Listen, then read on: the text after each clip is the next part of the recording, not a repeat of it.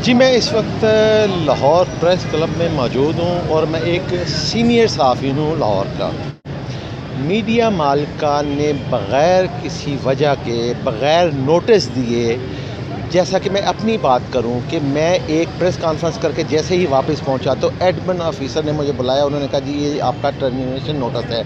ये मेरे साथ नहीं हुआ, ये हर मीडिया चैनल के मालिकान ने अपने स्टाफ के साथ ऐसा किया है।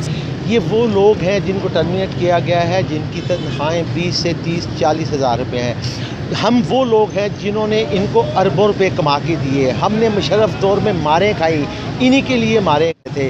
हम वो लोग हैं कि जिनके अब तक अपने घर नहीं बन सके, लेकिन इन्होंने हमें फाका कशी पर मजबूर कर दिया है।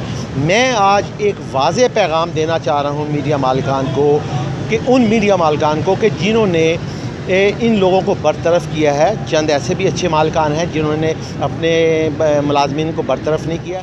मैं यहाँ पर 15 रोज़ बाद खुद सोज़ी करूँगा अगर मीडिया मालिकान ने अपना फ़ैसला वापस ना लिया। कहाँ गए वो सियासतदान? 2-2 4-4 घंटे हमें बुला के बाहर खड़ा कर रखते थे, लेकिन हम उनकी प्रेस कॉन्फ्रेंस करने के लिए, उनकी आवाज़ बुलंद करने के लिए वहाँ पर खड़े रहते थे। मुझे अफ़सोस से ये कहना पड़ रहा है, ना अपोजिशन की जानिब से, ना हुकूमती किसी रहनुमा की जानिब से ऐसा कोई बयान आया हो कि जो मालिकान को ये कहा जाए कि जी इन गरीबों का मुआशी कदर दरख्वास्त है कि जिनको आप बहुत ज़्यादा तनख्वाहें दे रहे हैं, उनकी तनख्वाहें कम कर लें और इन गरीबों को वापस ले आएँ ताकि इनके चूल्हे बंद ना हो।